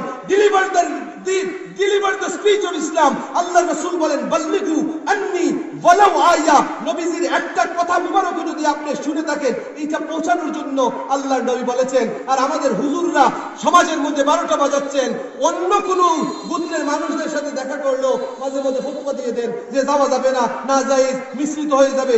এমন কথাবার্তা উচিত নয়। প্রিয় হাজিরিন, আমি আপনাদেরকে বলতে চাই, ইহুদির বাড়িতে নবীজি গেছেন, দোষ হইলে নবীজি যাইতানি? নবীজি বুঝেন কি বুঝেন না? নবীজি তো আমাদেরকে শিক্ষা দিচ্ছেন, ঠিক কিনা কথাটা? নবীজি যখন গেলেন, যাইয়া ইহুদির বাচ্চার শিয়রের পাশে নবীজি বসলেন। বলেন না সুবহানাল্লাহ। ওই ছেলেটা যেন তার প্রাণ ফিরে পেল, ওই ছেলেটা যেন চলে যাচ্ছে, মারা যাবে এমন অবস্থা হয়েছে। ওই যুবক ছেলেটা এবার যেন রাহমাতুল লিল আলামিন, মা আমিনার দুলাল, এই পূর্ণিমার চাঁদের চাইতে আর উজ্জ্বল যেই চেহারা মুবারক, নুরানি চেহারা মুবারকের দিকে যেন তাকাচ্ছে, কোরআনের পাতার দিকে যেন তাকাচ্ছে। বলেন না সুবহানাল্লাহ। অপলক দৃষ্টিতে তাকিয়ে আছে। এবার নবীজি তো বুঝতে পারতেছেন, ওই যুবকের হালত নবীজি জানতেছেন। নবীজির ইচ্ছে হলো ওই যুবক যেহেতু নবীর প্রেমে এত পাগল হয়েছে, কিভাবে তাকে অন্ততপক্ষে জাহান্নাম, চিরস্থায়ী জাহান্নামের আগুন থেকে বাঁচানো যায়। এবার ওই যুবক মারা যাবে এই মুহূর্ত। ইহুদি, ওই যুবকের বাবা ও ইহুদিও হাজির এখানের মধ্যে। আল্লাহর নবী ওই যুবকের চেহারার দিকে তাকাচ্ছেন। নবীজি বললেন, হে যুবক, আমি জানি তুমি আমাকে ভালোবাসো। I know that you love me so much. Because of your love, তোমার ভালোবাসার কারণেই আমি তোমাকে বলতে চাই, আমি চাই তোমাকে জাহান্নামে, চিরস্থায়ী জাহান্নাম থেকে আল্লাহ মুক্তি করুক। আমি যা বলবো তুমি কি বলবে? এবার ছেলেটা তার বাবার দিকে তাকাচ্ছে। আল্লাহু আকবার বলেন না। বাবার দিকে তাকাচ্ছে। সে ভাবতেছে সে মনে মনে নবীজির কথা, নবীজি যে ভালো মানুষ, নবীজি যে সবচেয়ে শ্রেষ্ঠ, নবীজি যে সকল গুণে গুণান্বিত, নবীর প্রেমে সে পাগল হয়েছে। এবার অনেক সময় মানুষরা সে কি বলবে না বলবে, বাবার চেহারার দিকে তাকিয়ে আছে যে বাবা তার কিছু বলে কিনা। বোঝা যায় যে ছেলে কতটুক বাবা মার প্রতি যত্নবান, বলেন না সুবহানাল্লাহ। বাবা মার প্রতি কতটুক দায়িত্বশীল, কতটুক যত্নবান। ওই ছেলের ওই মুহূর্তে, মারা যাওয়ার মুহূর্তেও সে তার বাবার দিকে তাকাচ্ছে। এবার বাবার মনের মধ্যে মায়া চলে আসলো। ওই ইহুদি বলতে লাগলো, বাবারে, ও আমার ছেলে, আমি বুঝতে পারছি কোনো না কোনো কিছু তোমার হয়েছে, তুমি মুহাম্মদুর রাসূলুল্লাহর প্রেমে পড়েছো, উনার প্রেমে পড়ে গেছো। আমি তোমাকে বলছি, তোমার যা মন চায় তা তুমি বলো, উনি তোমাকে যা বলবেন তা তুমি শুনো, বলেন না সুবহানাল্লাহ। এই মুহূর্তে আল্লাহর নবী বললেন, হে যুবক, জাহান্নাম থেকে মুক্তি পেতে হলে তুমি আমার সাথে সাক্ষী প্রদান করো, লা ইলাহা ইল্লাল্লাহু মুহাম্মাদুর রাসূলুল্লাহ সাল্লাল্লাহু আলাইহি ওয়াসাল্লাম। যুবক লা ইলাহা ইল্লাল্লাহু মুহাম্মাদুর রাসূলুল্লাহ সাল্লাল্লাহু আলাইহি ওয়াসাল্লাম পড়ে নিল, সেও কলমা নসিব হয়ে গেল, জাহান্নাম থেকে মুক্তি পেয়ে গেল। এই মুহূর্তের মধ্যেই ওই যুবকের ইন্তেকাল হয়ে গেল, যুবকের ওয়াফাত হলো। জানাজার নামাজের জন্য কে নামাজ পড়াবেন? স্বয়ং মুহাম্মাদুর রাসূলুল্লাহ সাল্লাল্লাহু আলাইহি ওয়াসাল্লামের ইমামতিতে ওই ছেলেটার নামাজে জানাজা হলো। আল্লাহর রাসূল তাও বলেছেন যে তোমরা কদম রাখতে যাইয়া ওই ইহুদির ছেলেটির জানাজায় কদম রাখতে যাইয়া সমগ্র মদিনার মধ্যে এত সমস্ত ফেরেশতা নাযিল হয়েছেন। আল্লাহর নবী বলেছেন যে সর্বত্র শুধু ফেরেশতা আর ফেরেশতা আমি দেখতে পাচ্ছি, বলেন না সুবহানাল্লাহ। প্রিয় হাজিরিন, সেই নবীর চেহারা মুবারক দেখার যদি ইচ্ছে থাকে, সাহায্য যদি থাকে, ইমাম গাজ্জালী আলাইহি রাহমাতুল্লাহ আলাইহি, ইমাম গাজ্জালী রাহমাতুল্লাহ আলাইহি একজন মানুষের কথা বলছেন। ওই মানুষ নবীজিকে স্বপ্নে দেখলো। ওই মানুষ মুকাশফাতুল কুলুবের মধ্যে ইমাম গাজ্জালী নবীজিকে স্বপ্নে দেখলো, কিন্তু নবীজি তার দিকে তাকাচ্ছেন না। আচ্ছা, আপনি যদি স্বপ্নে দেখেন, কোন মানুষকে যদি দেখেন আপনার দিকে কেউ তাকাইতেছে না, তাহলে স্বপ্নের ব্যাখ্যাটা কি বুঝবেন? হুজুরের কাছে যাবেন, হুজুর আমি কি স্বপ্নে দেখলাম আমাকে বলেন না। নিজে নিজে একটু ভাবার চেষ্টা করবেন। আপনাকে পিস দিয়ে একজন আছে, তাহলে বোঝা যায় যে আপনার প্রতি সন্তুষ্ট। কথা বলেন, এটা একটু আপনি নিজে নিজে বুঝে নেওয়ার চেষ্টা করবেন। কাকে দেখলেন? কত সুন্দর মানুষ দেখছেন, বা একজন মানুষকে দেখলেন আপনি স্বপ্নে, কিন্তু আপনি তাকে ভালো করে দেখতে পারতেছেন না, সে আপনার দিকে মুখ দিয়ে তাকাচ্ছে না। তাইলে স্বপ্নের ব্যাখ্যা যদি বুঝতে চান, স্বাভাবিকত ব্যাখ্যা হচ্ছে, আসলের ব্যাখ্যা হচ্ছে যে সে মনে হয় আপনার প্রতি সন্তুষ্ট নয়। ওই বৃদ্ধ মানুষটা নবীজিকে স্বপ্নে দেখার পর সে বলল, আপনি মুহাম্মদুর রাসূলুল্লাহ সাল্লাল্লাহু আলাইহি ওয়াসাল্লাম। স্বপ্নের মধ্যে তাকে বলা হচ্ছে যে সে নবীজি এসেছেন। সে বলল যে আপনি মুহাম্মদুর রাসূলুল্লাহ সাল্লাল্লাহু আলাইহি ওয়াসাল্লাম। আনসা আলাইয়া গাদমান ইয়া রাসূলুল্লাহ সাল্লাল্লাহু আলাইহি ওয়াসাল্লাম। হে আল্লাহর রাসূল সাল্লাল্লাহু আলাইহি ওয়াসাল্লাম, আপনি কি আমার উপর রাগ করেছেন নাকি? সুবহানাল্লাহ। তাহলে বুঝতে পারলেন যে রাগ এই ধরনের কোনো কিছু আছে। আল্লাহ নবী বললেন, না, আমি তোমার উপর রাগ করি নাই।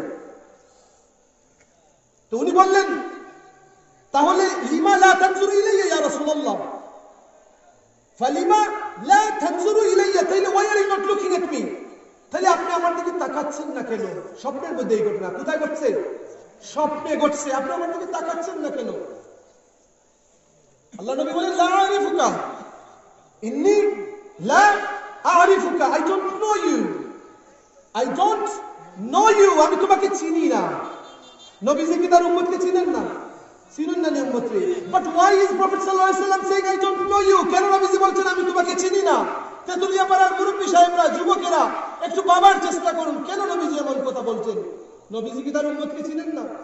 আদম আলাইহিস সালাম কি তার সন্তানদেরকে চিনেন না? আপনাকে আদম আলাইহিস সালাম চিনেননি? বাপ কেমন বাবা, যেই বাবা সন্তানকে চিনবেন না? বলেন না সুবহানাল্লাহ। আদম আলাইহিস সালাম সমগ্র মানব জাতির বাবা, সমগ্র মানব জাতির বাবা। বাবা হিসেবে আপনাকে চিনেন। কার নাম? জমির উদ্দিন, তাও আদম আলাইহিস সালাম চিনেন। বলেন না সুবহানাল্লাহ। আল্লামা আদম আল আসমা কুল্লাহা, আল্লাহ সকলের নাম, সবকিছুর নাম আদম আলাইহিস সালামকে শিখিয়ে দিয়েছেন। বলেন না সুবহানাল্লাহ। এই তেতুলিয়া পাড়ার এলাকার মুরব্বী সাহেব সহ, যুবক সহ এই মুসলমান জাতি সকলের নাম আদম আলাইহিস সালাম চিনেন। বলেন না সুবহানাল্লাহ। বিধর্মীদের নাম পর্যন্ত আদম আলাইহিস সালাম চিনেন। বলেন না সুবহানাল্লাহ। কেন চিনেন? কারণ তিনি সকলের বাবা। ঠিক কিনা কথাটা? বাবা হিসেবে এখন নামগুলো শিখাইছেন কে? আল্লাহ। কে শিখাইছেন? কোথায় শিখাইছেন? জান্নাতে। কোথায় শিখাইছেন? জান্নাতে। সকল রূহের একটা দেখাইয়া ওয়া আল্লামা আদামাল আসমা কুল্লাহা, আল্লাহ আমাদের সকলের নাম শিখিয়ে দিয়েছেন। আমার নামও জানেন, আমার বাবার নামও চিনেন, আমার দাদার নামও চিনেন, আমার পরদাদার নামও চিনেন, আপনার বাবার নাম আদম আলাইহিস সালাম জানেন, আপনার মার নাম আদম আলাইহিস সালাম জানেন, সকলের নাম জানেন। বলেন না সুবহানাল্লাহ। তাহলে আদম আলাইহিস সালাম সকলের বাবার নাম জানেন, সকলের পরিচয় জানেন, সন্তানদের নাম জানেন। মুহাম্মদুর রাসূলুল্লাহ সাল্লাল্লাহু আলাইহি সাল্লাম আবুল আরওয়াহ, সকল রূহের বাবা। বলেন না সুবহানাল্লাহ। তাহলে প্রিয় নবীকে চিনেন না উম্মতকে? আমার দাবি হচ্ছে যে নবীজি চিনেন, but how to we know that he knows or not? নবীজি চিনেন কি চিনেন না কিভাবে বুঝবো? তার পরিচয় হচ্ছে নবীজির ভাষায় ওই স্বপ্নের ব্যাখ্যা যেটা আসছে, ওই ঘটনা যেটা ইমাম গাজ্জালী রাহমাতুল্লাহ আলাইহি বলেছেন, ওই বৃদ্ধ মানুষটা বলল, ইয়া রাসূলুল্লাহ আনা রাজুলুম মিন উম্মতিকা, আমি তো আপনার উম্মতেরই একজন। উলামায়ে কেরাম বলেছেন যে আপনি আপনার উম্মতদেরকে এমন ভাবে চিনেন যেভাবে সন্তানদেরকে বাবা চিনতে অসুবিধা হয় না, আপনার উম্মতদেরকে চিনেন। আমি তো আপনারই উম্মত। নবীজি বললেন আমি তোমাকে চিনি না। এবার নবীজি বললেন উলামায়ে কেরামগণ ঠিক বলেছেন। বলেন না সুবহানাল্লাহ। উলামায়ে কেরামগণ ঠিক বলেছেন, উম্মতকে আমি ঠিকই চিনি, কিন্তু উম্মত আর নবীর সাথে সম্পর্ক স্থাপনের একটা জরিয়া আছে, মাধ্যম আছে। বলেন না সুবহানাল্লাহ। If you want to know how you can be connected with me, আমার সাথে সম্পর্ক তুমি উম্মত হিসেবে কিভাবে স্থাপিত হবে, তাহলে শুনে রাখো উম্মত, তাহলে তুমি শুনে রাখো, তুমি আমার উপর বেশি করে দুরূদ শরীফ পড়ো। বলেন না সুবহানাল্লাহ। সুবহানাল্লাহ। ইমাম গাজ্জালী বলেন ঘুম ভাঙলো ওই মানুষটা, ফাউজাবা আলা নাফসিহি আইয়ুসাল্লি কুল্লা ইয়াউমিন মিয়াতা মাররা, 100 বার নবীর উপর দুরূদ শরীফ পড়ার জন্য ওই মানুষটা স্বপ্ন থেকে জাগার পর ওয়াদা করলো জীবনে প্রতিনিয়ত প্রতিদিন 100 বার নবীর উপর দুরূদ শরীফ পড়বে। বলেন না সুবহানাল্লাহ। কতবার? 100 বার। আমরা যেভাবে পড়ি দুরূদ শরীফ এইভাবে না, কারণ এইভাবে পড়লে সময় বেশি লাগে। আল্লাহুম্মা সাল্লি আলা সাইয়্যিদিনা মাওলানা মুহাম্মদ ওয়া আলা আলি সাইয়্যিদিনা মাওলানা মুহাম্মদ। সময় কিছু লাগছে না, 1 মিনিটের মতো লাগে যায় না? একটুটুক লাগে যায়, তাহলে শহর পাবে শুধু আল্লাহুম্মা সাল্লি আলা মুহাম্মদ ওয়া আলা আলি মুহাম্মদ, আল্লাহুম্মা সাল্লি আলা মুহাম্মদ ওয়া আলা আলি মুহাম্মদ, আল্লাহুম্মা বলেন না আল্লাহুম্মা সাল্লি আলা মুহাম্মদ। আইটা বাচ্চা চলিয়া মাঝে মধ্যে যখন মিলাদ শরীফ পড়বা সকলের একসাথে সুন্দর করে পড়া যায়, এই জন্য আলাদা, এটা আলাদা বিষয়। কিন্তু আপনি যখন বেশি বেশি দুরূদ শরীফ পড়বেন তখন এমনি পড়বেন আল্লাহুম্মা সাল্লি আলা মুহাম্মদ ওয়া আলা আলি মুহাম্মদ, আল্লাহুম্মা সাল্লি আলা মুহাম্মদ ওয়া আলা আলি মুহাম্মদ, আল্লাহুম্মা সাল্লি আলা মুহাম্মদ ওয়া আলা আলি মুহাম্মদ। আর নাইলে আপনি যখন আল্লাহুম্মা সাল্লি আলা মুহাম্মদ ওয়া আলা আলি মুহাম্মদ কামা সাল্লাইতা আলা ইব্রাহিম ওয়া আলা আলি ইব্রাহিম ইন্নাকা হামিদুম মাজিদ, এটাও পড়তে পারেন। আল্লাহুম্মা সাল্লি আলা মুহাম্মাদিন নাবিয়্যিল উম্মি ওয়া আলিহি ওয়া সাহবিহি ওয়া বারিক ওয়া সাল্লিম, এইভাবে পড়তে পারেন। সহজে হইব আল্লাহুম্মা সাল্লি আলা মুহাম্মদ, বলেন না আল্লাহুম্মা সাল্লি আলা মুহাম্মদ ওয়া আলা আলি মুহাম্মদ, আল্লাহুম্মা সাল্লি আলা মুহাম্মদ ওয়া আলা আলি মুহাম্মদ, আল্লাহুম্মা সাল্লি আলা মুহাম্মদ ওয়া আলা আলি মুহাম্মদ, আল্লাহুম্মা সাল্লি আলা মুহাম্মদ ওয়া আলা আলি মুহাম্মদ, আল্লাহুম্মা সাল্লি আলা মুহাম্মদ ওয়া আলা আলি মুহাম্মদ। এইভাবে পড়ার পর আপনি কি করবেন? যা মন চায় তাই আল্লাহর কাছে চাইবেন। আমার নবী বলেন তোমার দোয়া কবুল হয়ে যাবে। বলেন সুবহানাল্লাহ। প্রিয় হাজিরিন, এবার কি হলো? ওই যুবকের জানাজাও নবীজি শেষ। এইদিকে যে মানুষটা নবীজিকে দেখলো, ফাউজাবা আলা নাফসিহি আইয়ুসাল্লি কুল্লা ইয়াউমিন মিয়াতা মাররা, প্রতিদিন 100 বার নবীর উপর দুরূদ পড়বে। ইমাম গাজ্জালী উনি বর্ণনা করেন ওই মানুষটা আরো কিছুদিন পর আবার স্বপ্নে দেখলো আমার নবী তার দিকে তাকাচ্ছেন আর মুস্কি মুস্কি হাসি দিতেছেন। বলেন না সুবহানাল্লাহ। নবীজির অবস্থা এমন ছিল, নবীজি সব সময় মুস্কি হাসি দিতেন। বলেন না সুবহানাল্লাহ। নবীজিকে যারাই দেখেছে সকলেই বলেছে কোনদিন নবীজিকে আমরা মুস্কি হাসি ছাড়া দেখি নাই। বলেন না সুবহানাল্লাহ। ইন্তিকাল যখন হয়, নবীজির ইন্তিকাল যখন হয়, মা আয়েশা সিদ্দিকা রাদিয়াল্লাহু তাআলা আনহার পুরো মুবারকে মাথা মুবারক রেখে নবীজি বিশ্রাম নিচ্ছেন। সুবহানাল্লাহ সুবহানাল্লাহ। এই অবস্থার মধ্যে বিশ্রাম নিচ্ছেন, মাঝে মধ্যে নবীজির মাথা মুবারক মা আয়েশা সিদ্দিকা বুকের সাথে লাগাচ্ছেন। বেশ কিছুদিন যাবত অসুস্থ নবীজি। একটু পর্দা, আপনারা যারা মক্কা শরীফ গেছেন, মদিনা শরীফ যারা গেছেন, নবীজির হুজরা শরীফ আর মসজিদে নববীর রিয়াজুল জান্নাত যেটা বলা হয় একসাথে লাগানো, অর্থাৎ একটু নবীজি যেখানে শায়িত আছেন, নবীজি যেখানে নবীজিকে দাফন করা হয়েছে, এখানে নবীজি ইন্তেকাল হয়েছেন, এখানেই নবীকে দাফন করা হয়েছে। নবীদেরকে কোথায় দাফন করা হয়? যেখানে ইন্তেকাল হন সেখানেই দাফন করা হয়। তো সেখানে নবীজিকে দাফন করা হয়েছে। ইন্তেকালের পূর্বে নবীজি এভাবে পর্দাটা সরালেন একটু, সাহাবায়ে কেরামগণদের দিকে যখন তাকালেন তখনও ইন্তেকালের পূর্ব মুহূর্ত তাদের দিকে মুস্কি মুস্কি হাসি দিচ্ছিলেন। বলেন না সুবহানাল্লাহ। শুধু তাই নয়, নবীজির ইন্তেকালের ঘটনা বললে তো 1 ঘন্টা 1.5 ঘন্টা চলে যাবে। এমন ঘটনার মধ্যে এও এসেছে মা আয়েশা সিদ্দিকা যখন নবীজির ইন্তেকালের কথা বলেন, নবীজি চেহারা মুবারকের দিকে যখন তাকাচ্ছেন ওই সময় প্রিয় নবী যেন মুস্কি মুস্কি হাসি দিতেছেন আর বলেছেন রাফিকিল আলা, উপরের মওলা যিনি, আমার বন্ধু যিনি, বন্ধুর সাথে আমি সাক্ষাৎ করব। বলেন না সুবহানাল্লাহ। আজরাইল আলাইহিস সালাম এসে জান কবজ করবেন, এই সময় তিনি বলেন ইয়া রাসূলুল্লাহ, ইয়া হাবিবাল্লাহ, আপনি যদি অনুমতি দেন তাইলেই জান নিব, নাইলে নিব না। বলেন না সুবহানাল্লাহ। সকল নবীদের কাছে এভাবে আসেন, আর আল্লাহর নবীর কাছে বিশেষভাবে এমন ভাবে এসেছেন, নবীজিকে এখনো বলেছেন যে আপনার অনুমতি ছাড়া জান নেওয়া হবে না, আপনি চাইলে যাবেন, নাইলে আপনার জান কবজ করা হবে না। বলেন না সুবহানাল্লাহ। প্রিয় হাজিরিন, আমরা নবীজিকে বলি জিন্দা নবী। কি বলি? জিন্দা নবী। তবে এই আকীদা রাখতে, বিশ্বাস রাখতে হবে নবীজি ইন্তেকাল করেছেন। বুঝছেন আপনার কথাটা? কেউ যদি বলে যে নবীজি ইন্তেকাল করেন নাই, মৃত্যুর স্বাদ গ্রহণ করেন নাই, তাইলে সে ঈমানদার থাকবে না। বিশ্বাস রাখতে হবে যে নবীজিও ইন্তেকাল করেছেন। তবে ইন্তেকাল করার পর আবার নবীদের রূহ কোথায় রাখা হবে? আল্লাহ রাব্বুল আলামিন নির্দেশ অনুযায়ী সকল নবীদের রূহ মুবারক তাদের বডির মধ্যে আবার কবরের মধ্যে দিয়ে দিয়েছেন। বলেন না সুবহানাল্লাহ। কবরের মধ্যে তাকিয়ে নবীজি কি করেন দেখেন। আমরা দুরূদ শরীফ যেই নবীর উপর পড়ব, এই নবীজি হাদিস আমাদেরকে শোনাচ্ছেন। আন আউস ইবনে আউস রাদিয়াল্লাহু তাআলা আনহু قال قال رسول الله صلى الله عليه وسلم ان من افضل ايامكم يوم الجمعه فيه خلق ادم وفيه قبض وفيه النفخه وفيه الصاقه فاكثروا علي من صلاه فيه فإن صلاتكم معروض علي. قالوا يا رسول الله كيف تورد صلاتنا عليك وقد عرمت؟ قال يقولون بليت. قال إن الله حرم على الأرض أن تأكل أجساد الأنبياء. বরকত বলুন সুবহানাল্লাহ। আল্লাহর নবী বলেন শুক্রবার যখন আসবে, উম্মত শুক্রবার যখন আসবে তোমরা বেশি বেশি দুরূদ শরীফ পড়বে। বলেন না সুবহানাল্লাহ। শুক্রবারের ফজিলত বর্ণনা করতে গিয়া আমার নবী বলেন শুক্রবারের গুরুত্ব জানো? আফদালু আইয়ামিকুম ইয়াউমাল জুমআহ, 7 দিনের মধ্যে সবচেয়ে দামি দিন হলো শুক্রবার। কোন দিন? শুক্রবার।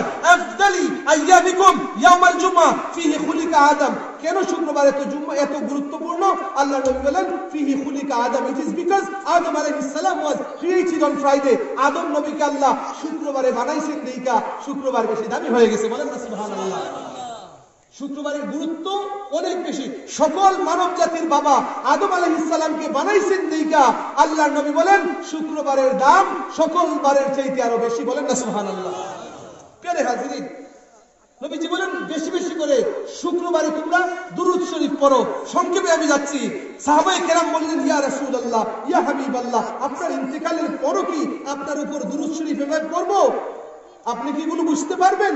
আমার নবী বলেন শুনো, ইন্নাল্লাহা হাররামা আলাল আরদি আজসাদাল আমবিয়া, আল্লাহ মাটিকে নিষেধ করেছেন কখনো কোন নবীদের শরীর মাটি খাইতে পারবে না। বড় করে বলুন সুবহানাল্লাহ।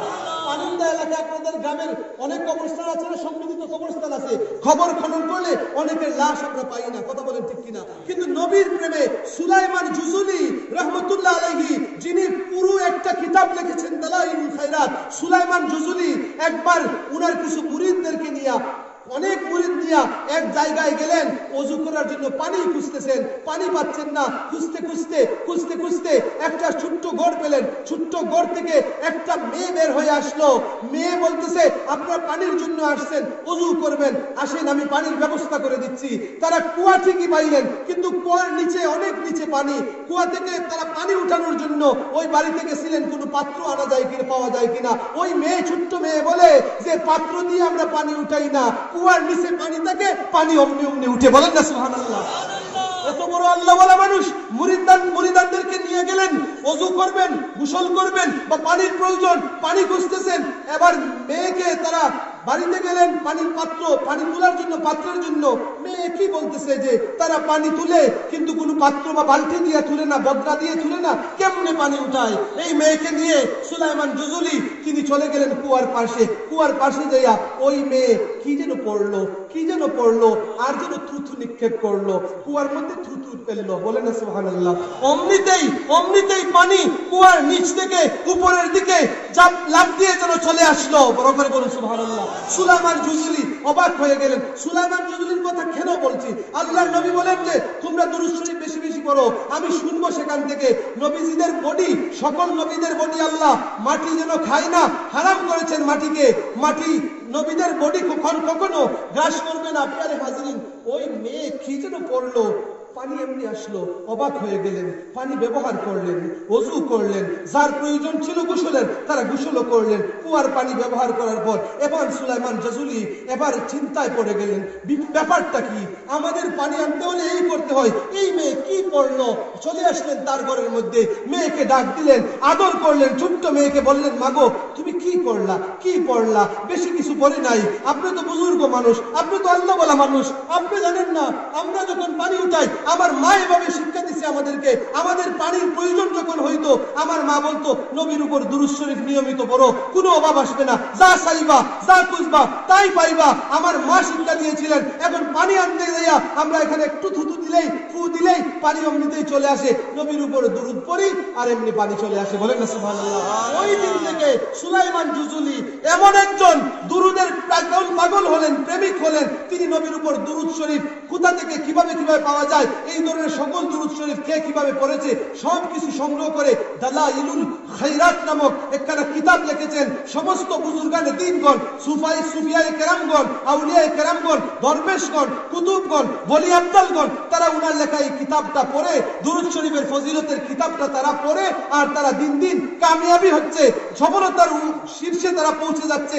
সুলাইমান জুজুলির যখন ইন্তেকাল হলো, সুস নামক এলাকায়, বরকপুর সুস নামক এলাকায় সুলাইমান জুজুলি ইন্তেকাল করেছিলেন। উনাকে বিষ পান করে, শত্রুরা বিষ প্রয়োগ করে, বিষ পান করিয়ে উনাকে শাহাদত বরণ করতে হয়েছিল। সুলাইমান জুজুলি যখন কবরস্থ রাখা হলো, কবরে রাখার পর ওই শাসক ছিল খারাপ প্রকৃতির শাসক। সর্বশেষ যখন মরক্কোর মধ্যে যখন বাদশার চেঞ্জ যখন আসলো, মারাকিস বাদশা যখন সুলাইমান জুজুলি আউলিয়ায়ে কেরামদের পক্ষের বাদশা যখন আসলেন, প্রায় ৭৭ থেকে ৭৭ বছর পর সুলাইমান জুজুলির প্রাণকেন্দ্র অর্থাৎ মরক্কোর মারাকেশ নামক স্থান, যেটা প্রাণকেন্দ্র, যেটা ক্যাপিটাল সিটি, যেটা সেই সিটির পাশে, ওইখান থেকে উনার খবর খনন করে, খবরটা ছিল আটলান্টিক মহাসাগর সংলগ্ন একটা পাহাড়ের অঞ্চলেই, কিন্তু সেখান থেকে তিনি ভাবলেন যে ওই মানুষটার খবরটা খনন করে ওই মানুষটার লাশটা এখানে নিয়ে আসবেন, কারণ উনার দালাইলুল খায়রাত এত প্রসিদ্ধি লাভ করেছে। বাদশাহ চাইলেন খবরটা খনন করে হাড্ডি পান আর যাই পান সেগুলো নিয়ে শহর অঞ্চলের মধ্যে নিয়ে আসবেন স্মৃতি হিসেবে রাখার জন্য। খনন করা হলো সুলাইমান জুজুলির কবর। কবর খনন করার পর অসংখ্য অগণিত মানুষ কিতাব লিখেছেন সুলাইমান জুজুলির এই ঘটনার ব্যাপারে।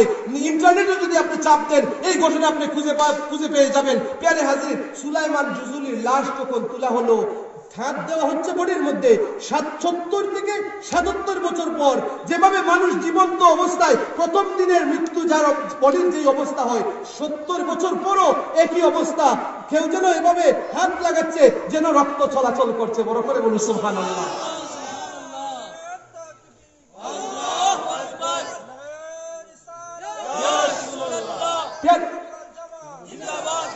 প্রিয় হাজিরিন, নবীর দুরূদ শরীফের এত বেশি ফজিলত, নবীর দুরূদ শরীফকে জীবনের সম্বল বানাইতে হবে। নবীজি কি এখন মদিনা শরীফে দায়িকা দুরূদ শরীফ শুনেন? শুনেন কি শুনেন না? নবী শুনেন, এই আকীদা রাখবেন। শুনেন কি শুনেন না? আমরা নবীজির কথা থেকে শুনবো। ও নবীজি কি বলেছেন দুরূদ শরীফের ফজিলত সম্পর্কে? নবীজি কি বলেছেন? ক্বালা রাসূলুল্লাহ সাল্লাল্লাহু আলাইহি ওয়াসাল্লাম আকসিরুস সালাতা আলাইয়া ইয়াউমাল জুমআহ ফাইন্নাহু মাশহুদুন তাশহাদুহুল মালায়েকা। এই দুরূদ শরীফ তোমরা যেভাবেই পড়ো না কেন, এই দুরূদ শরীফ আমার কাছে আনা হয়, বড় করে বলুন সুবহানাল্লাহ। এটা দেখা হয়, আমার কাছে আনা হয়, বলেন না সুবহানাল্লাহ। এখন আনা হয় কিভাবে আনা হয়? একজন বাদশা একটা খবর জানেন অলরেডি, ওই খবরটা যদিও পৌঁছানো হয় হয়, ওই কবরটা ফেরেশতাদের মাধ্যমে যদিও পৌঁছানো হয়, সেটা হচ্ছে নবীর শান ও আজমতের জন্য, যে আপনার অমুক উম্মত অমুক জায়গা থেকে প্রতিদিন 5 মিনিট করে দুরূদ শরীফ পড়ে আপনার কাছে শুনানো হচ্ছে, ওই উম্মত দুরূদ শরীফ পড়েছে, তেতুলিয়া পাড়ার অমুক উম্মত দুরূদ শরীফ পড়েছে, অমুক নারী দুরূদ শরীফ পড়েছে। নবীজি বলেন, আল্লাহ আমার এই উম্মতকে তুমি মাফ করো, আল্লাহ আমার এই উম্মতকে তুমি মাফ করো, আল্লাহ আমার উম্মতের এই অভাব, আল্লাহ তুমি তার অভাব দূর করে দাও, আল্লাহ আমার উম্মত এই কাজ করতে চেয়েছে, আল্লাহ তুমি তার আশা পূরণ করে দাও। বরকত বলুন সুবহানাল্লাহ। প্রতিদিন এই দুরূদ শরীফটা নবীজির কাছে পৌঁছানো হয়, নবীজির কাছে নিয়ে যাওয়া হয়। প্রিয় হাজিরিন, এরপরে আরেকটা হাদিস দেখেন দুরূদ শরীফের ফজিলত সম্বন্ধে। দাখালা রাজুলুন ফাসাল্লা عن فضالة ابن عبيد قال بينما رسول الله صلى الله عليه وسلم قائد إذا دخل رجل فصلى فقال اللهم اغفر لي وارحمني فقال رسول الله صلى الله عليه وسلم عجلت أيها المصلي إذا صليت فقعدت فاحمد الله بما هو أهله وصل علي ثم ادعوه قال ثم صلى رجل آخر بعد ذلك فحمد الله وصلى على النبي صلى الله عليه وسلم فقال له النبي أيها المصلي ادعو تجب। হাজিরিন, আল্লাহর নবী বলেন যে এক ব্যক্তি দাখালা রাজুলুন ফাসাল্লা, এক ব্যক্তি মসজিদে নববীতে গেল, নামাজ আদায় করলো, নামাজ আদায় করার পর সে বলল আল্লাহুম্মা গফিরলি ওয়ারহামনি। কি বলল?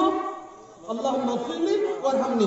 নামাজ আদায় করলো, দোয়া করলো আল্লাহুম্মা গফিরলি ওয়ারহামনি। আমার নবীজি বললেন আজিলতা আইয়ুহাল মুসাল্লি, হে নামাজি খুব তাড়াহুড়া করছো, আজিলতা আইয়ুহাল মুসাল্লি, খুব তাড়াহুড়া করছো।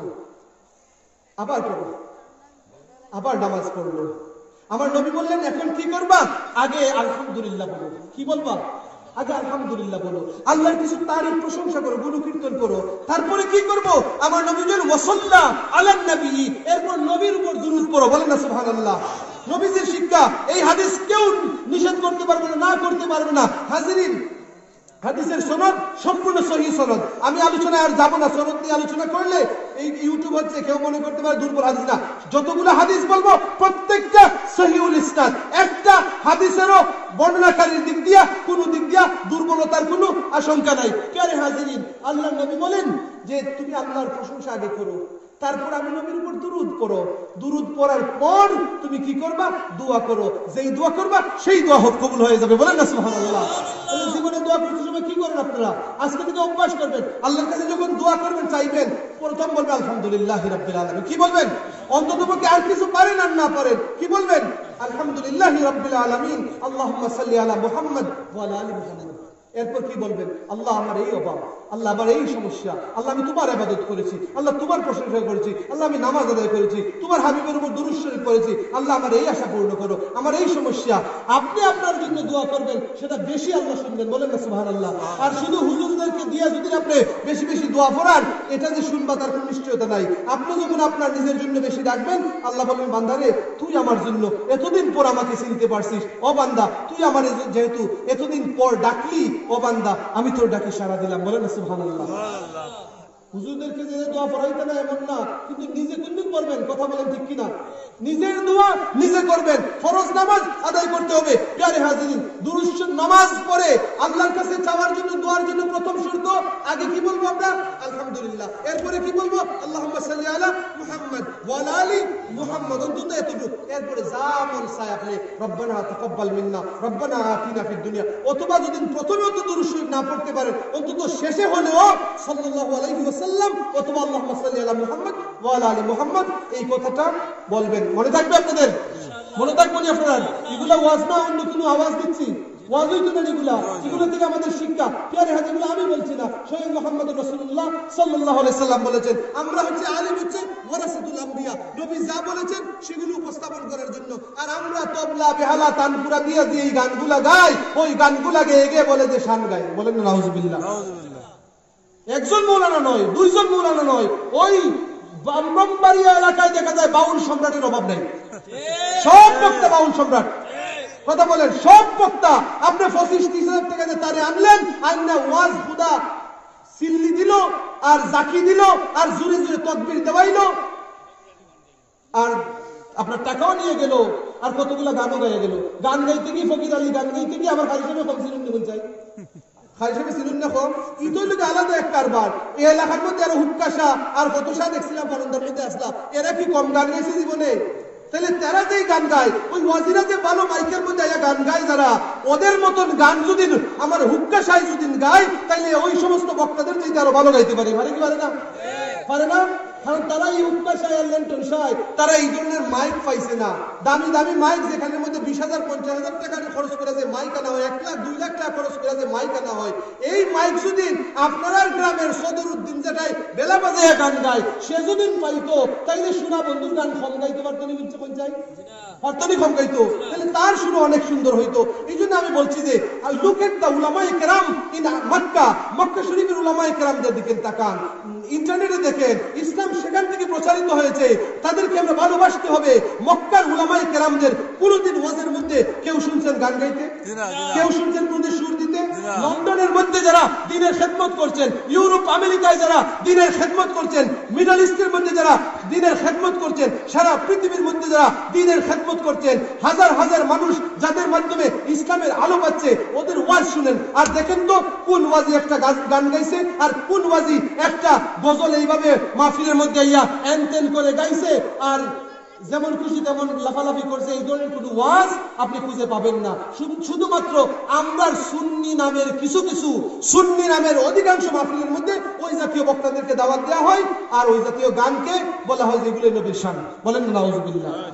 আমরা পাবলিক যেমন তারা মনে করে যে যত বেশি মানুষ হইব ঠিক আছে, আমরা এলাকায় তেতুলিয়াপাড়ায় মাহফিল সাজাইছিলাম, এই ধরনের মাহফিলের মধ্যে সফলতা। আমি কারো বিরোধিতা করি না, আমার টাকা পয়সার জন্য না যে কেউ আমার দাওয়াত দিব আর আমি টাকা পয়সা রুজি করবো, এই ধরনের নাই। আল্লাহর নবী বলেন গুঙ্গা শয়তান হচ্ছে সে আস-সাকিতু আনিল হককে শয়তানুল আখরাজ। আল্লাহর নবী বলেন গুঙ্গা শয়তান যে সত্য কথা বলে না, গুঙ্গা শয়তান যে সত্য কথা বলে না। আমার বিরুদ্ধে যদি যায় আমাকে বলতেই হবে, আমার ভাইয়ের বিরুদ্ধে যদি যায় আমাকে বলতে হবে, কারণ এক শ্রেণীর মানুষ থাকতে হবে সমাজের মধ্যে অন্তত কিছু বলে, শুনলে শুনেন নাই শুনলে নাই। তবে এরপরে দেখছি বা গত দিনের মাহফিল, গত পরশু দিনের মাহফিল, রাতারাতি মনে হয় 33,000 বাইরে বুঝছি না, আমি 33,000 দেখে লেছি। মাইকে সুর ভালো আছে না? নেই সাউন্ড ভালো আছে নাকি? আচ্ছা যাই হোক, বিষয়টা হচ্ছে যে এটা না ভাইরালের বিষয় না। এখন মনে করে যে অনেক ভাইরাল হয়ে গেল, ভালো তো লাগবে যে ভাইরাল হয়েছে, আমার সকলে খাতাল লাগতো না, বলছে আমার একটা ওয়াজ ভাইরাল হলে আমার কিছু ভালো লাগবে না, বলছে এটা স্বভাব যাতে একটা অভ্যাস, কিন্তু উদ্দেশ্য কিন্তু আমার এটা না ভাইরাল হইতো আর না হইতো। ভাইরাল হওয়ার উদ্দেশ্য না, যদি আওয়াজটা পৌঁছে এবং সত্য কথাটা যদি আরো কাছে পৌঁছে, আপনি এগুলো পরিত্যাগ করতে হবে। অনেক সময় বিদেশ থেকে আমরা ফুলা পাইতে হয় আমি দিলে অমুক বলে 25,000 এখন বলে কি বলে না অনেক সময় যে অমুকের না অমুক ঠিক আছে অমুকের ওয়াজ শোনান, এগুলো আসলে কিন্তু পাগলামি ছাড়া আর কিছু না। হ্যাঁ, যদি অন্তত পক্ষে ওইগুলো ছেড়ে দিয়ে গজল গাওরাদেরকে গজল গাইতে দেয় আর ওয়াজিরা যদি ওয়াজ করে অন্তত পক্ষে জনগণ কিছু শুনতে পারবে, শিখতে পারবে, জানতে পারবে। কথা বলেন ঠিক কিনা? কালী সাহেবের গজল শোনার জন্য আমিও পাগল, উনি যেটা জানে ওনার সেটা আমরা করবো, কিন্তু ওয়াজিকে আপনি আনলেন ওয়াজ করার জন্য। মাহফিলের নাম ওয়াজ মাহফিল, কথা বলেন ঠিক কিনা?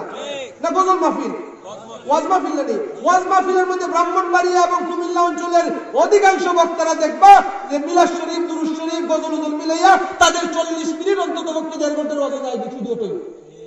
আমি মিশা মাত্রাম সবটি ভিডিও দেখুন আপনারা, মিশা মাত্রাম আমি মিথ্যা তো বলার দরকার নাই, মিথ্যা বলবো কেন? আমরা মিথ্যা গুনাহে কবিরা, মিথ্যা গুনাহে কবিরা। তো প্রিয় হাজিরিন, এগুলো পরিত্যাগ করতে হবে। আল্লাহর নবীর ওয়াজ আমরা শুনবো। আল্লাহর নবী বলেন ইয়াকুলু ক্বালা রাসূলুল্লাহ সাল্লাল্লাহু আলাইহি সাল্লাম ইযা দাখালা আহাদুকুমুল মসজিদ ফালইউসাল্লিম আলান নবী সাল্লাল্লাহু আলাইহি সাল্লাম। বড় করে বলুন সুবহানাল্লাহ।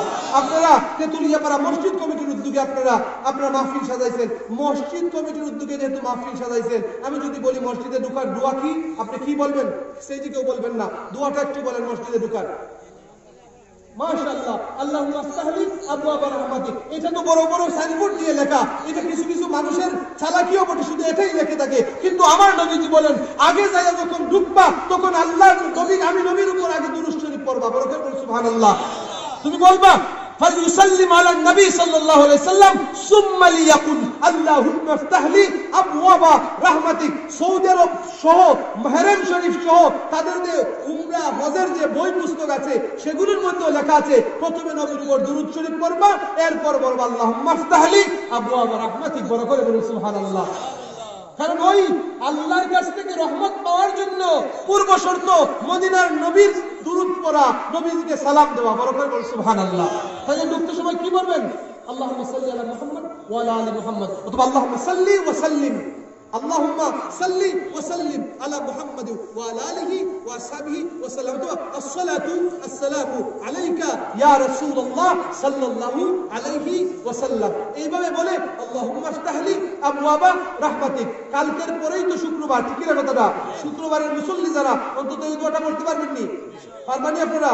আগে দুরূদ শরীফ নবীজির সালাম দিবা, আসসালাতু আসসালামু আলাইকা ইয়া রাসূলুল্লাহ সাল্লাল্লাহু আলাইহি ওয়া সাল্লাম।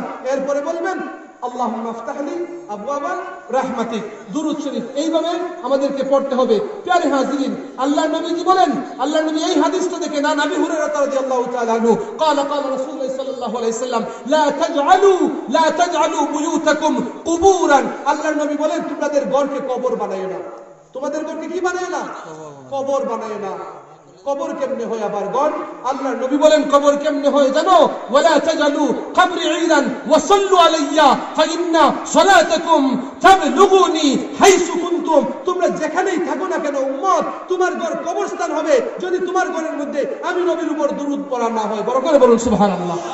প্রিয় হাজির, তাহলে ঘরকে যদি আপনি মুসিবত থেকে উদ্ধার করতে চান, ঘরের মধ্যে যদি আপনি শান্তি পেতে চান, ঘরের ঝগড়া বন্ধ হোক আপনি যদি সেটা চান, আপনার সন্তান আপনার কথা শুনে না, মায়ের কথা মেয়ে শুনে না, বাবার কথা ছেলে শুনে না, স্ত্রীর কথা স্বামীর কথা স্ত্রী শুনে না, এমন যদি ঘরের পরিস্থিতি হয়, এই ঘর হচ্ছে কবরস্থানের মতন। প্রিয় হাজির, আল্লাহর নবী বলেন যেখানের মধ্যে কোনো শান্তি নাই, সেটাই এমন অবস্থা হয়ে যায় ঘরের অবস্থা যে কোনো মানুষের চলাফেরা নাই, কেউ তাদেরকে পছন্দ করে না, এমন হয়ে যায়। আল্লাহর নবী বলেন লা তাজআলু বুয়ুতাকুম কুবুরান, তোমার ঘরকে কবরস্থান বানায়ো না।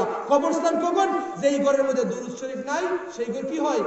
কবরস্থানে পরিণত হয়ে যায়। তাহলে কয় মিনিট পড়বেন দুরূদ শরীফ? অন্তত 5 মিনিট। কয় মিনিট পড়বেন?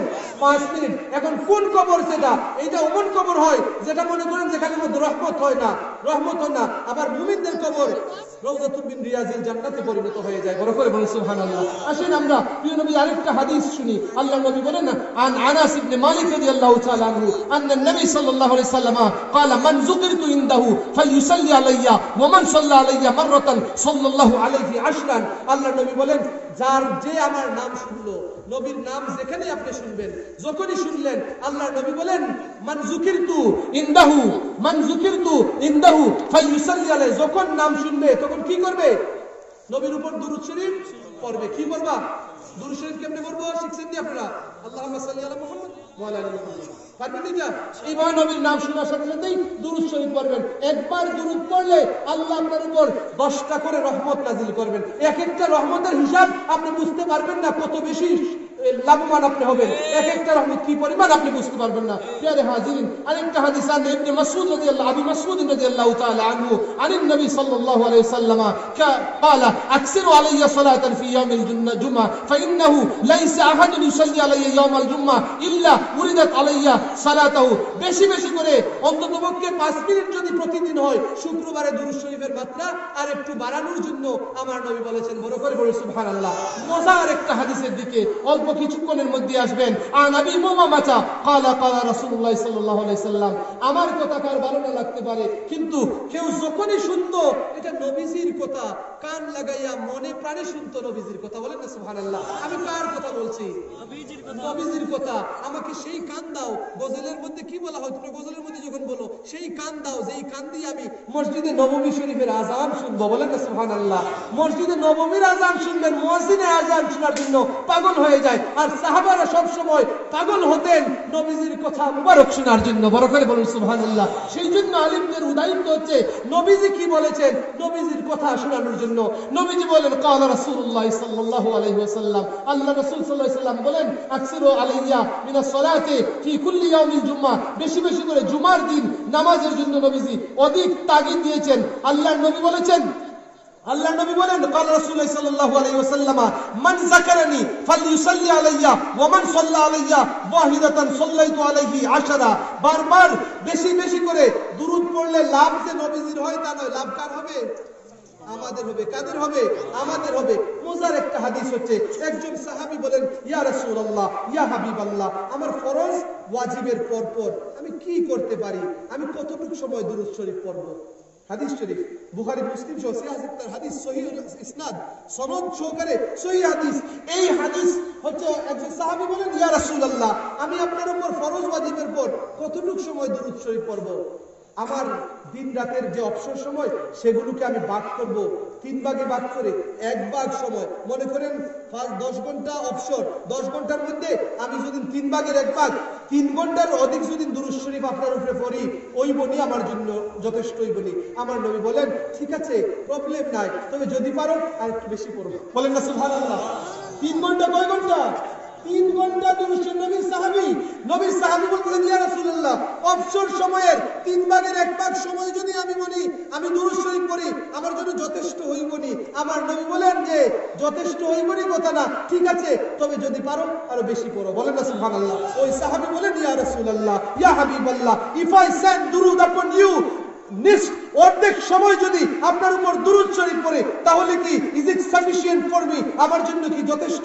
আল্লাহর নবী বলেন, ঠিক আছে, নাম, তবে ঠিক আছে, পারো যদি আরো বেশি পড়ো। বলেন না সুবহানাল্লাহ। ওই সাহাবী বলেন, ইয়া রাসূলুল্লাহ, ইয়া হাবিবাল্লাহ, দুরূদ শরীফের এত বেশি ফজিলত, ইয়া রাসূলুল্লাহ, ইয়া হাবিবাল্লাহ, তাহলে শুনেন, আমি ওয়াদা করলাম, I am sincerely making a sincere promise, আমি একেবারে পাক্কা ওয়াদা করছি ইয়া রাসূলুল্লাহ, আমার অবসর সময় ফরজ ওয়াজিবের পর যত অবসর সময় আমার জীবনে থাকবে, ওয়াদা করলাম শুধু আপনার উপর দুরূদ পড়ব। বলেন না সুবহানাল্লাহ। প্যারে হাজরিন, দুরূদ শরীফ, নবীজি বলেন, যে আমার উপর দুরূদ পড়বে, এই দুরূদ তাকে টেনে টেনে বেহেশতে নিয়ে যাবে। বরকত বলুন সুবহানাল্লাহ। আর যখন তার আসলের কোনো জায়গা থাকবে না, গুনাহ তো সে করবে, গুনাহ করবে না এমন কোনো মানুষ নাই, গুনাহ করবে, গুনাহ করে সে যখন তওবা করে নিবে, পাশাপাশি আমার উপর যদি দুরূদের মাত্রা যদি সে বেশি যদি আদায় করে, তাহলে ওই মানুষটার গুনাহ আল্লাহ রাব্বুল আলামিন মাফ করবেন, আর আল্লাহ রাব্বুল আলামিন আমার দুরূদের বদৌলতে ওই মানুষটাকে বেহেশত দান করে দিবেন। প্যারে হাজরিন, আরেকটা হাদিস দেখেন, আল্লাহর নবী সাল্লাল্লাহু আলাইহি সাল্লাম কি বলেছেন।